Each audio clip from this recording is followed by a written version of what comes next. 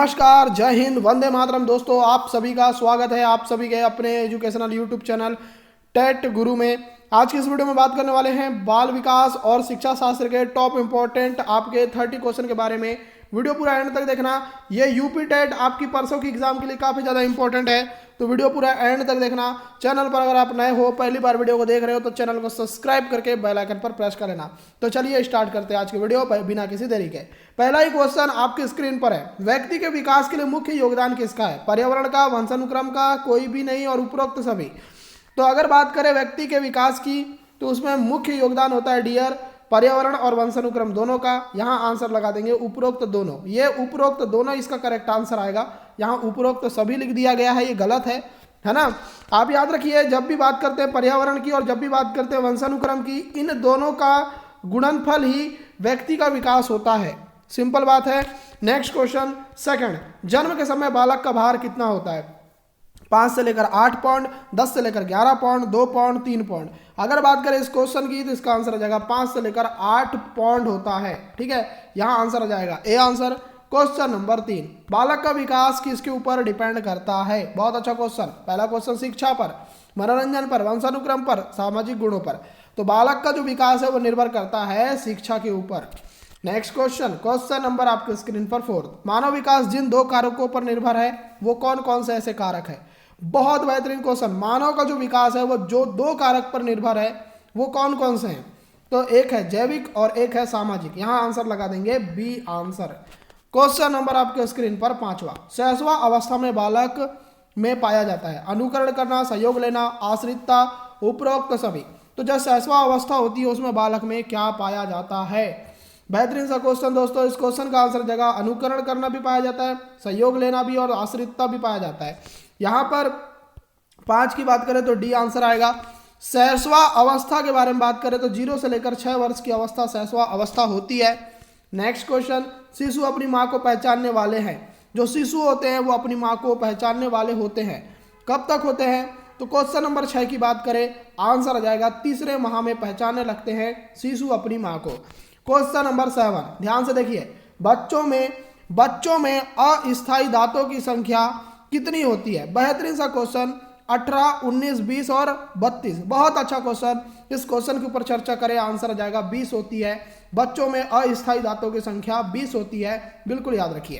Question number 8, बालक का सर्वांगीण विकास उसके किस विकास पर अधिक अवलंबित है? शारीरिक, मानसिक, संवेगात्मक, गामक। तो बालक का जो सर्वांगीण विकास होता है वो उसके किस विकास पर अधिक अवलंबित होता है? तो यह होता है उसके गामक विकास पर। गामक मतलब दोस्तों वो विकास होता है जो आपके शारीरिक क्षमता से संबंधित होता है। नेक्स्ट क्वेश्चन 9वां, ध्यान दीजिए, बालक बालिकाओं में काम प्रवृत्ति किस अवस्था में सुप्त हो जाती है? बालक और बालिकाओं में जो काम प्रवृत्ति है वो किस अवस्था में सुप्त हो जाती है? अगर बात करें क्वेश्चन नंबर 9 की, आंसर आ जाएगा बाल्यकाल, जिसको हम बाल्यावस्था बोलते हैं। 6 से लेकर 12 वर्ष की अवस्था, बिल्कुल याद रखिए। चलिए अब देखते हैं नेक्स्ट क्वेश्चन, बौद्धिक असामान्यता के अंतर्गत निम्नलिखित बालक आते हैं। बौद्धिक असामान्यता के अंतर्गत कौन से बालक आते हैं? प्रतिभावान बालक, पहला पॉइंट। दूसरा पॉइंट सृजनात्मक बालक, तीसरा पॉइंट मंदबुद्धि बालक और चौथा पॉइंट उपरोक्त सभी। तो बौद्धिक असामान्यता के अंतर्गत कौन से बालक आते हैं? तो ये जो बालक है, ये तीनों बालक है। यहाँ पर आपका आंसर आ जाएगा प्रतिभावान, सृजनात्मक, मंदबुद्धि। यहाँ पर आपका आंसर आ जाएगा 10 का डी आंसर। क्वेश्चन नंबर 11, जन्म के समय बालक की लंबाई होती है, जब जन्म होता है बच्चे का तो उस समय बालक की लंबाई कितनी होती है? बेहतरीन सा क्वेश्चन। इस क्वेश्चन के ऊपर चर्चा करें। इस क्वेश्चन का जो आंसर आ जाएगा 20 इंच होती है। ठीक है, चलिए अब देखते हैं नेक्स्ट क्वेश्चन। क्वेश्चन नंबर 12, किस मत के अनुयायियों का कथन है कि विकास की क्रिया का प्रारंभ सिर से होता है? ये एक बेहतरीन सा क्वेश्चन है। ये क्वेश्चन एग्जाम में आ सकता है कि किस मत के अनुयायियों का कथन है कि विकास की क्रिया का प्रारंभ सिर से होता है? तो सिंपल सी बात है, मस्तिष्क अधोमुखी सिद्धांत। यहां लगा देंगे सी आंसर। क्वेश्चन नंबर 13, काम भाव की प्रवृत्ति देखी जा सकती है। दोस्तों, काम भाव की जो तीव्रता है, माफी चाहूंगा, काम भाव की जो तीव्रता है वो देखी जा सकती है। सिंपल क्वेश्चन है भाई, आंसर बताएंगे तो आंसर आ जाएगा किशोर अवस्था। नेक्स्ट क्वेश्चन, क्वेश्चन नंबर 14, कौन सा संवेग नवजात शिशु में होते हैं? भय, क्रोध, प्रेम और लास्ट ऑप्शन है उपरोक्त सभी।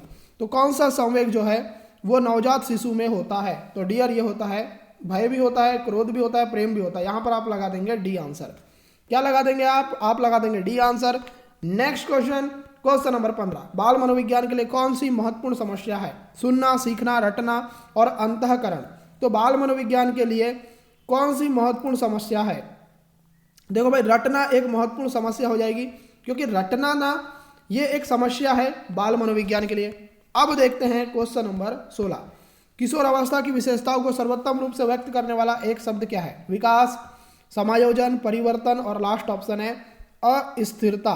तो किशोर अवस्था की विशेषताओं को सर्वोत्तम रूप से व्यक्त करने वाला शब्द क्या है? तो यह है अस्थिरता। क्योंकि देखो, किशोर अवस्था में जो संवेगों का परिवर्तन है वो बहुत तीव्रता से होता है, इसी वजह से किशोर अवस्था की विशेषताओं को सर्वोत्तम रूप से व्यक्त करने वाला शब्द है अस्थिरता। नेक्स्ट क्वेश्चन 17, प्याजे के अधिगम के संज्ञानात्मक सिद्धांत के अनुसार वह प्रक्रिया जिसके द्वारा संज्ञानात्मक संरचना को संशोधित किया जा सकता है। जो आपकी संज्ञानात्मक संरचना है उसको संशोधित किया जा सकता है, वो क्या कहलाती है? स्कीमा, प्रत्यक्षण, समायोजन, समावेशन या परिपाक जिसको बोलते हैं। तो इसका जो आंसर आ जाएगा क्वेश्चन नंबर 17 का, वो आ जाएगा प्रत्यक्षण। याद रखना, आपको क्वेश्चन ये था कि संज्ञानात्मक संरचना को संशोधन करना क्या कहलाता है? प्रत्यक्षण कहलाता है। क्वेश्चन नंबर 18, किशोर अवस्था की मुख्य विशेषता निम्न में से कौन सी है? पहला पॉइंट दिया है आपका आत्मगौरव, दूसरा पॉइंट दिया है रचनात्मकता, तीसरा पॉइंट दिया है सामाजिक प्रवृत्ति और चौथा पॉइंट दिया है आत्मचेतना।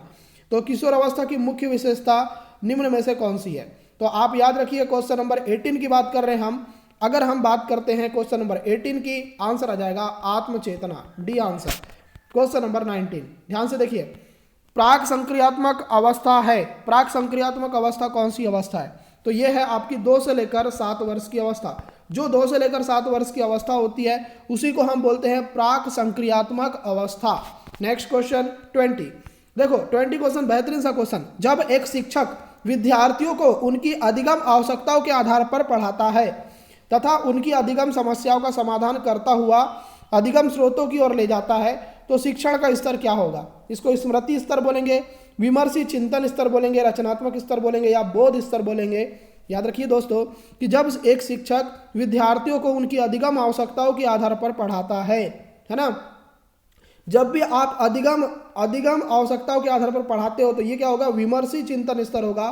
बी के साथ आप लोग चले जाएंगे, बेहतरीन सा क्वेश्चन। नेक्स्ट क्वेश्चन 21, जिस प्रक्रिया में व्यक्ति दूसरे के व्यवहार को देखकर सीखता है, ना कि प्रत्यक्ष अनुभव के। देखो, जब भी आप दूसरे के व्यवहार को देखकर सीखेंगे, याद रखिए गाइस, जब भी आप दूसरे के व्यवहार को देखकर सीखेंगे तो ये क्या कहलाएगा? तो दोस्तों याद रखिए, ये कहलाएगा अनुकूलन अधिगम। अनुकूलन मतलब होता है किसी भी चीज को अनुकूलन कर लेना, ठीक है। चलिए अब देखते हैं 22, प्रशिक्षण एवं अभ्यास संबंधित है। दोस्तों जो प्रशिक्षण होता है और जो अभ्यास होता है वो किससे संबंधित होता है? बताइए, संज्ञानवाद से, व्यवहारवाद से, निर्मितवाद से या उपरोक्त में से कोई नहीं। तो दोस्तों जो प्रशिक्षण होता है, प्रशिक्षण मतलब ट्रेनिंग, और जो अभ्यास होता है वो किससे संबंधित होता है? तो याद रखिए ये संबंधित होता है व्यवहारवाद से। व्यवहारवाद में प्रशिक्षण और अभ्यास ये दोनों चीजें आती है। नेक्स्ट क्वेश्चन 23, अंतर्दृष्टि अधिगम किसका परिणाम है? पुनर्बलन का, उद्दीपन अनुक्रिया का, समग्र कृति और प्रत्यक्षण का, और लास्ट ऑप्शन है उद्दीपन सामान्यीकरण का। तो अंतर्दृष्टि अधिगम जो है वो किसका परिणाम है?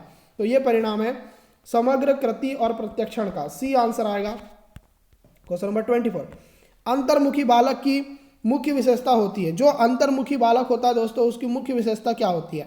सिंपल क्वेश्चन है। पहला दिया कक्षा में सभी से मेलजोल रखता है, कभी भी ये सही नहीं हो सकता, ये तो गलत ही होगा, तो ये बिल्कुल गलत। फिर पाठ्य सहगामी क्रियाओं में भाग लेता है, बिल्कुल गलत। एकांत में रहकर कम बातचीत करने वाला होता है, बिल्कुल सही आंसर यहाँ पर आपका आ जाएगा सी आंसर। क्वेश्चन नंबर 25, ध्यान दीजिए, अचेतन मन का अध्ययन किया जाता है।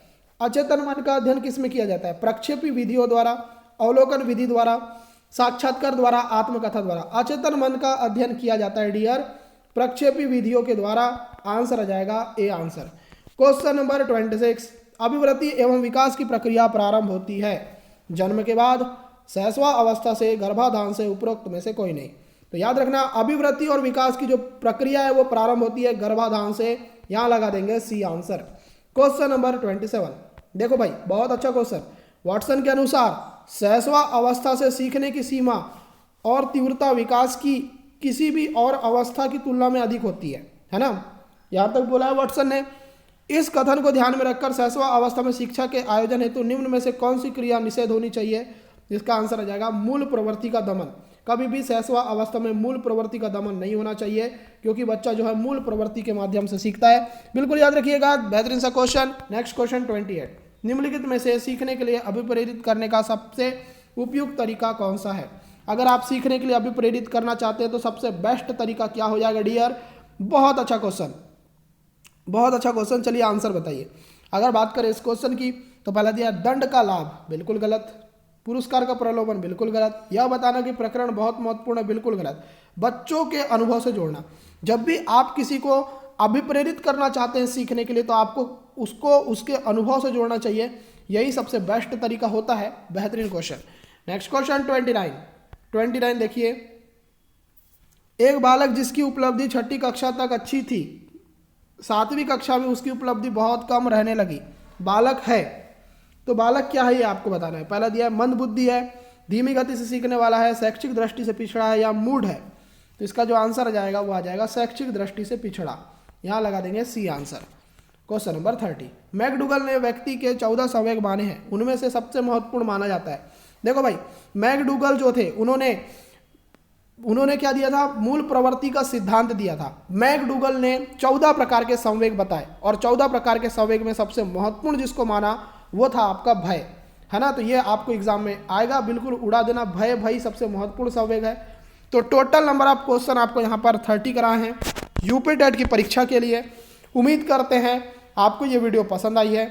पसंद आई तो वीडियो को लाइक करें, शेयर करें, चैनल को सब्सक्राइब करें और नोटिफिकेशन बेल को प्रेस कर दें। मिलते हैं आपसे नेक्स्ट क्लास में, तब तक के लिए good bye, take care and love you all.